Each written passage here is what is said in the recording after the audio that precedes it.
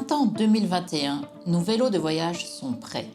Les cadres en acier ont été fabriqués sur mesure par un artisan de la Drôme avec des composants réputés robustes et fiables. Tentes, réchauds, casseroles, matériel électronique, vêtements et nourriture alourdissent rapidement nos grandes sacoches imperméables.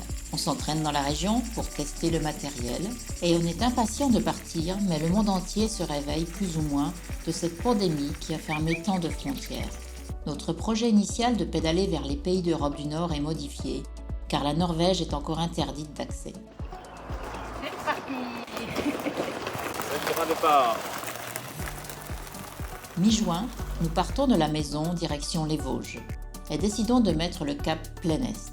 Nous allons ainsi traverser 17 pays, longer en partie le Danube, rendre visite à des collègues sculpteurs en Roumanie et en Bulgarie, découvrir les Balkans et franchir un des plus hauts cols d'Europe dans les Dolomites, le Stelvio, à 2760 mètres d'altitude.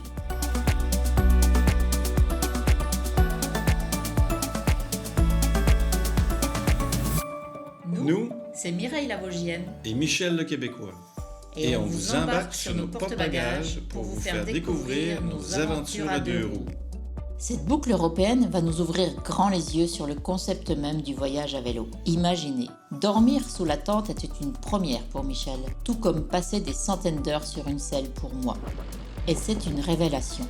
Voyager ainsi lentement, c'est s'ouvrir à ce qui se présente à nous, dans sa simplicité, dans sa vérité brute et sans filtre. C'est se confronter à l'imprévu, à l'inconnu, à l'inconfort. C'est se donner la possibilité d'explorer des régions reculées et peu fréquentées.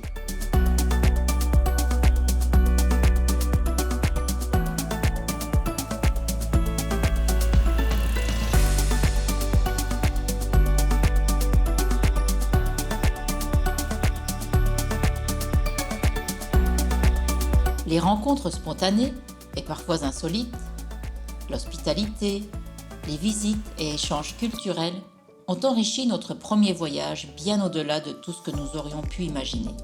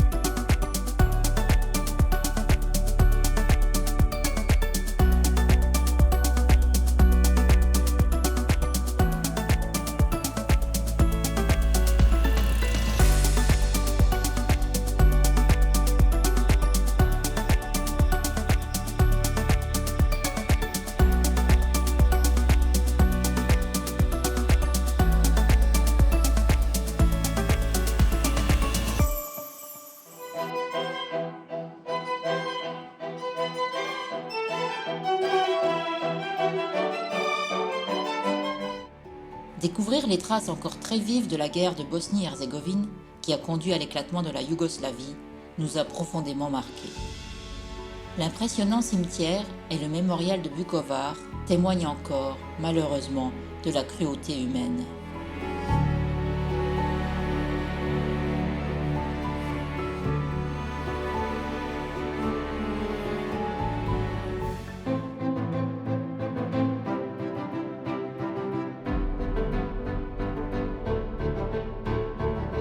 Gabi nous a recommandé d'éviter le Kosovo, où les tensions restent vives. C'est donc la Macédoine du Nord qui s'est offerte à nous. Et là, ce sont les contrastes qui nous frappent. Le premier, celui du désintérêt total pour le respect de la nature. Le second, Skopje, une capitale bling-bling aux antipodes du monde rural, plutôt rudimentaire.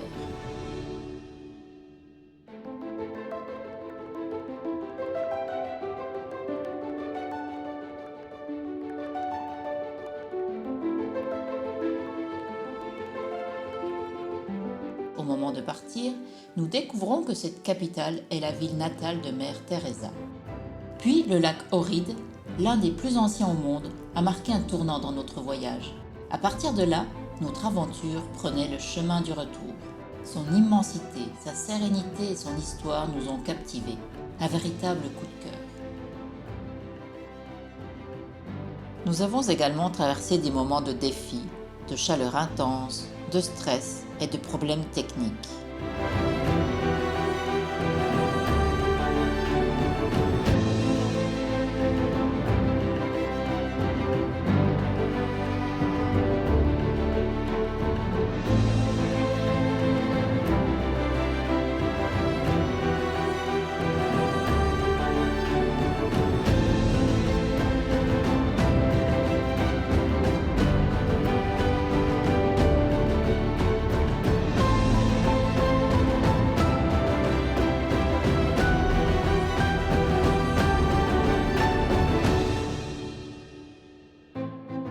Mais chaque obstacle a renforcé d'autant plus notre détermination.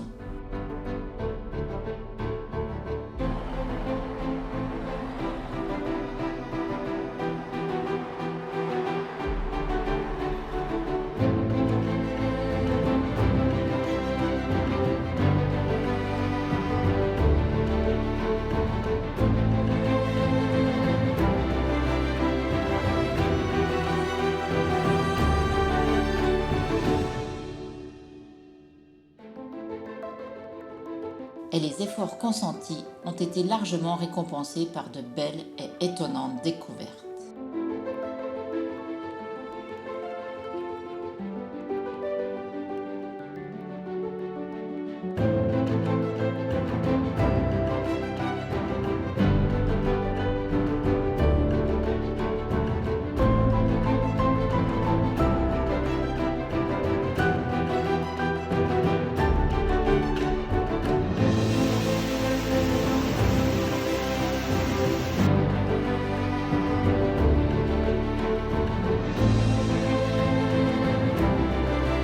Réconforts ont été appréciés à la puissance 10.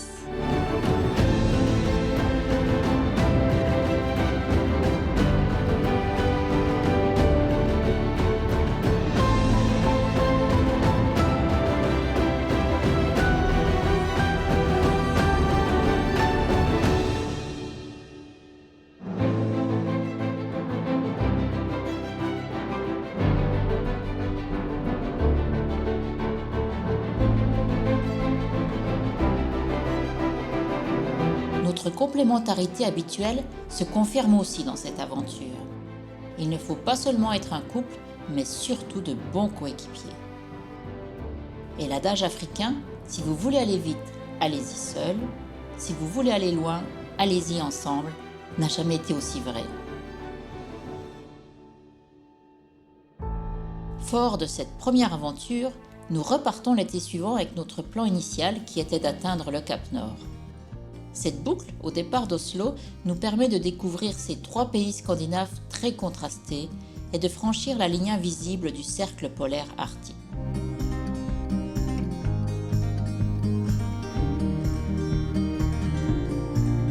Vivre ce privilège incroyable de découvrir le Cap Nord sous le soleil de minuit était un rêve d'enfance pour moi. Et moi, j'avais jamais entendu parler de tout ça, et l'accompagner pour réaliser son rêve me réjouit d'autant plus. Nous retenons de la Suède ces grands espaces, immenses plateaux habillés d'une végétation rose, les lacs et la taïga à perte de vue. Comme si j'étais chez nous au Québec.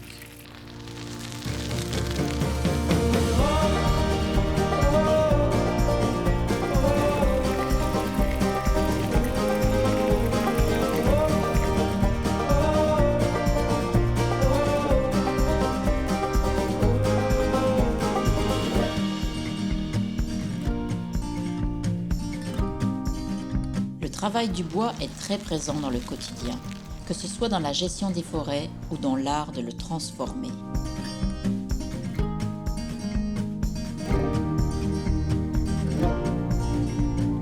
Les églises attirent notre curiosité, car leur clocher en bois est séparé du corps de l'église. Il serait ainsi éloigné pour échapper à un incendie éventuel. Nous roulons souvent au milieu des forêts et rencontrons quelques habitants qui viennent facilement faire la causette. Ils nous proposent alors spontanément de nous installer sur leur terrain. Les Suédois sont d'un grand respect pour les cyclistes, que ce soit pour l'accueil ou la sécurité sur les routes.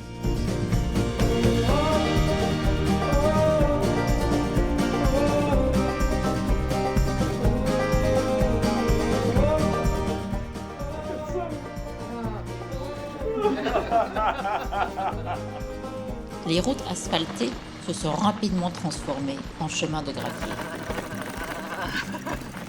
De la tôle ondulée!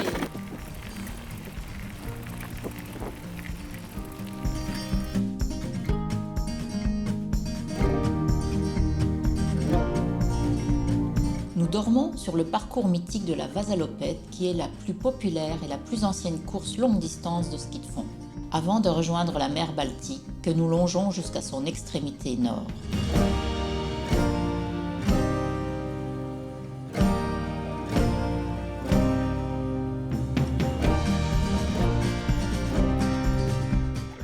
Et nous tenons absolument d'y faire un plouf.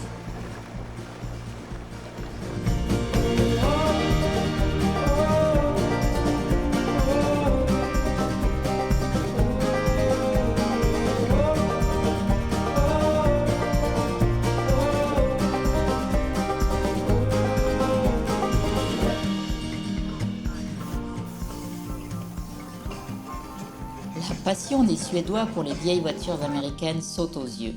En campagne ou en ville, elles sont exposées avec fierté. Ils sont très collectionneurs, comme cette belle exposition de vieux tracteurs qui me rappelle mon enfance.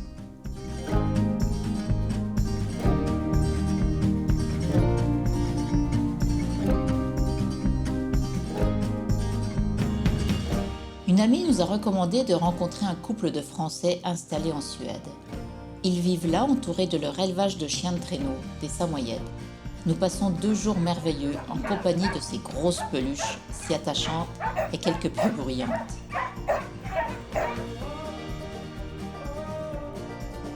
Nous composons avec une météo très changeante. Et en prévision d'un climat certainement plus humide en Finlande et en Norvège, nous achetons des bottes pour éviter d'avoir les pieds trempés lors des bivouacs fréquents dans l'herbe. Mais finalement, il nous arrive de pédaler avec.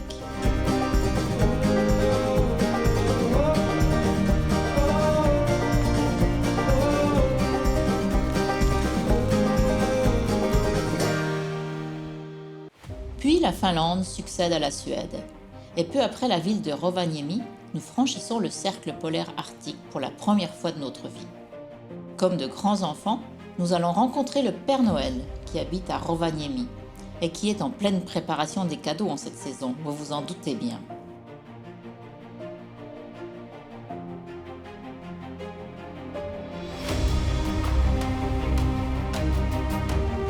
Couvert à 70% de forêt, le reste quasiment de lacs, ce pays est plus monotone à traverser. Il y a très peu de dénivelé et d'interminables lignes droites.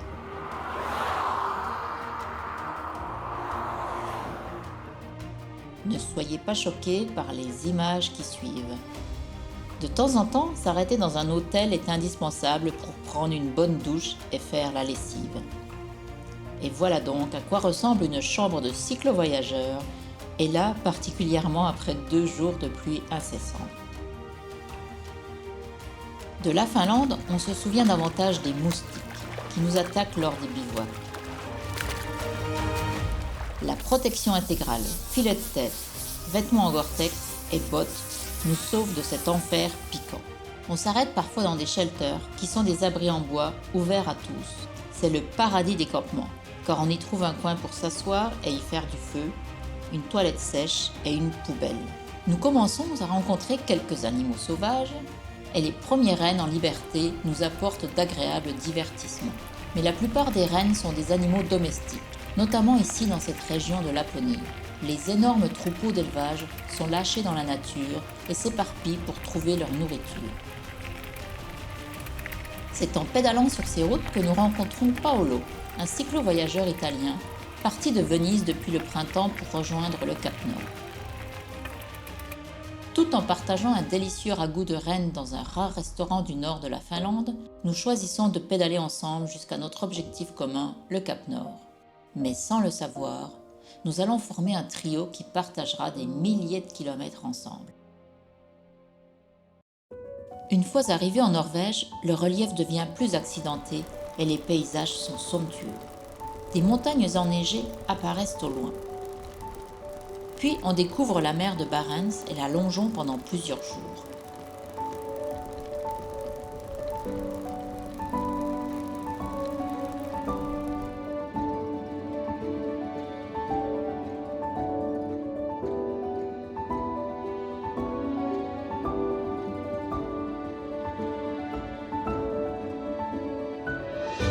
L'île du Cap Nord apparaît enfin au loin.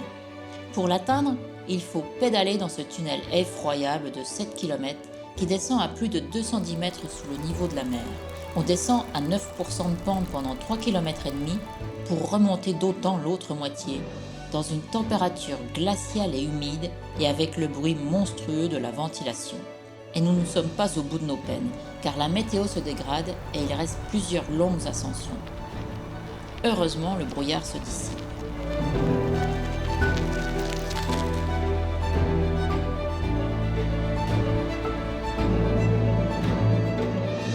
En fin de journée, cette fameuse falaise surplombée du grand globe emblématique du Cap Nord se dessine au bout de la route. C'est dans un flot d'émotions que nous célébrons notre arrivée au point le plus septentrional de l'Europe, à minuit exactement, et sous un soleil qui ne veut pas disparaître à l'horizon. Un grand rêve qui se réalise.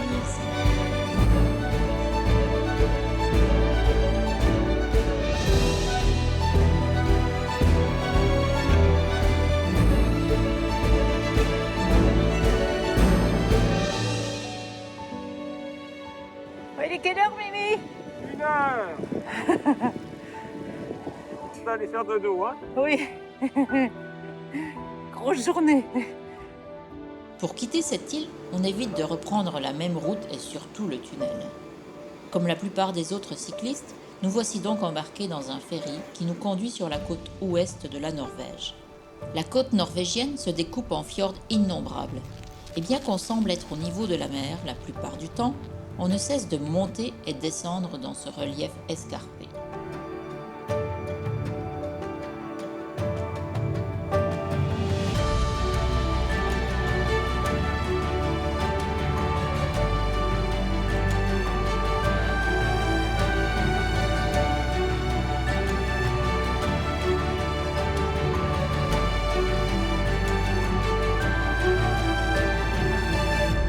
Sur cette côte, un stress inhabituel nous gagne à cause des ferries. Il faut soit calculer les kilomètres à parcourir pour arriver à l'heure pour les prendre, la route s'arrêtant souvent à la pointe d'un fjord pour reprendre sur le fjord suivant, ou alors il faut souvent passer par des tunnels très peu accueillants.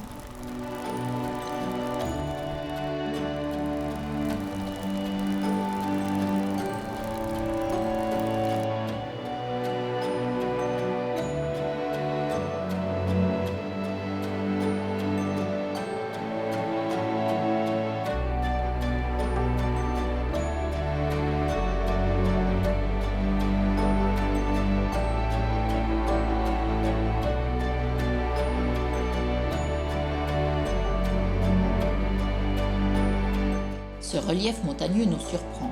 On franchit des cols à 400 mètres d'altitude qui n'ont rien à envier aux cols alpins. Les sommets, souvent cachés dans les nuages, procurent une ambiance un peu mystérieuse.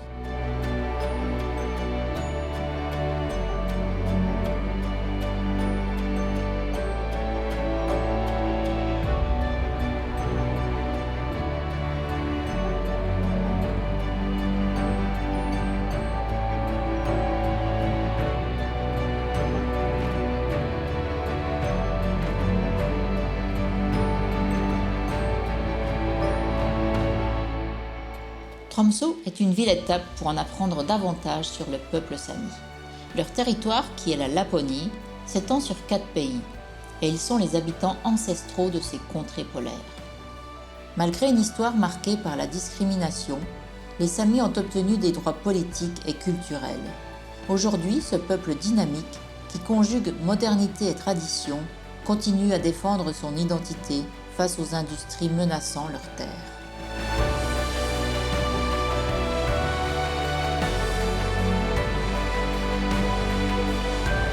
On nous explique aussi comment se créent les aurores boréales, mais qu'on ne verra pas en vrai puisqu'il fait jour en continu actuellement.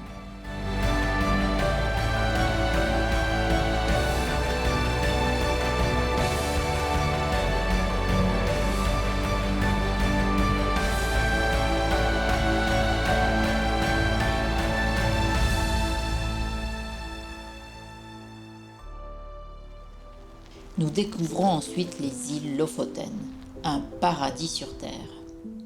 Nous sommes comblés par les couleurs, la lumière, la beauté des villages, la nature sauvage et très montagneuse. C'est un pur bonheur de pédaler dans ces décors.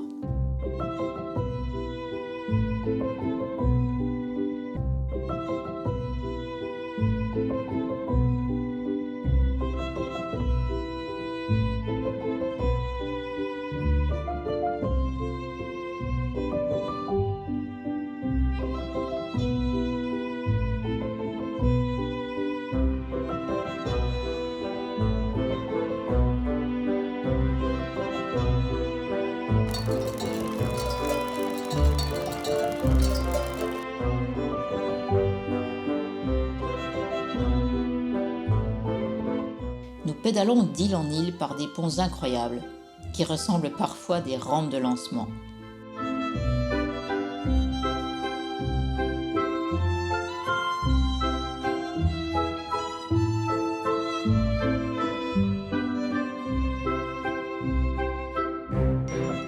Nous repassons au sud du cercle polaire arctique et rencontrons de grosses journées pluvieuses dans cette région toujours aussi vallonnée.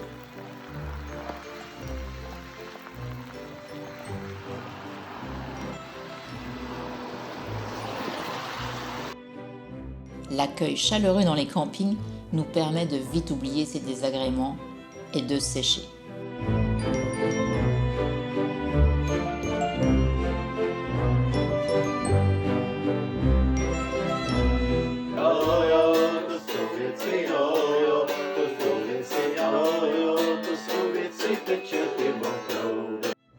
Depuis Trondheim, très agréable ville colorée et dynamique, nous parcourons la réputée route de l'Atlantique, tel un jeu de saute-mouton, d'îlot en îlot, qui sont reliés par des ponts tout aussi impressionnants.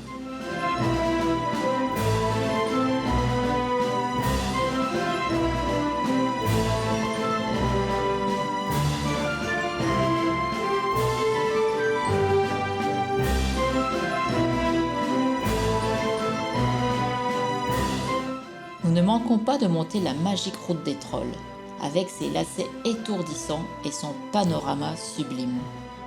Un autre coup de cœur dans ce voyage.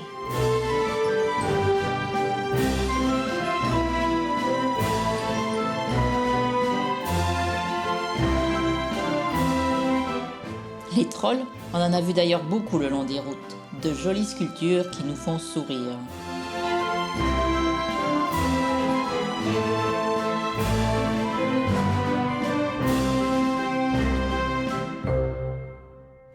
On est tombé malade et on a dû rester 4 jours au repos.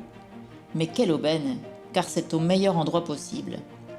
Dans le Geiranger-fjord, un fjord parmi les plus grandioses du pays qui s'enfonce dans les terres jusqu'à 60 km de la mer.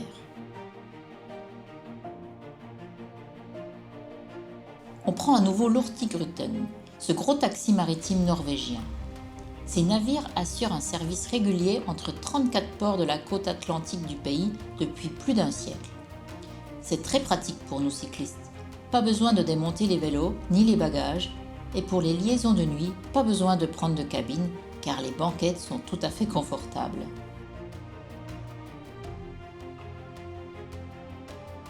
Dans le sud du pays, on ne manque surtout pas de randonnée pour se rendre aux célèbres rochers Preikestolen et Kjerag, qui surplombent chacun le fjord Lysebotn. Le Preikestolen est une falaise vertigineuse de 600 mètres de haut. Tout aussi connu mais beaucoup moins accessible, on grimpe sur ce gros caillou du Kjerag pour jouer les équilibristes avec 1000 mètres de vide en dessous qui font claquer les genoux. Après avoir quitté Paolo qui poursuit vers le Danemark en ferry, nous repartons vers l'intérieur de la Norvège par la route des glaciers.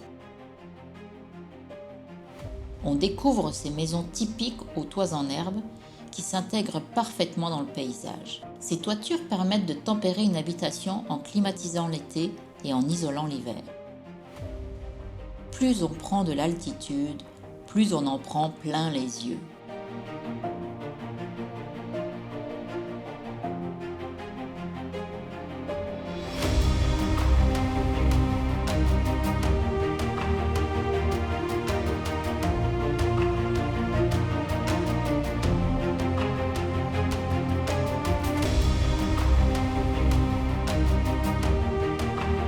Et comme on évite les tunnels de montagne, on pédale souvent seul dans des décors sauvages exceptionnels.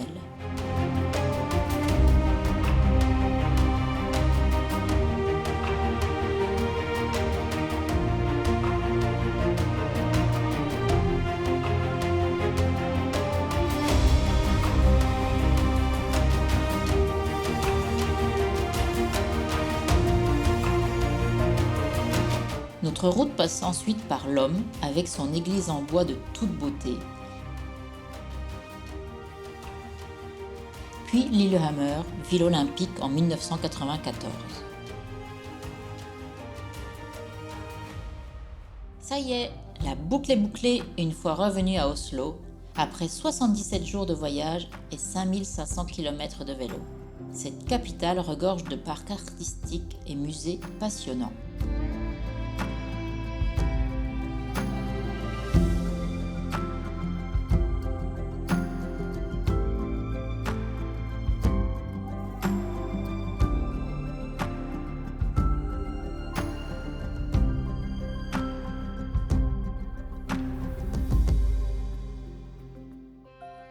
Et voilà qu'il est déjà temps de penser à la suite de nos aventures à deux roues.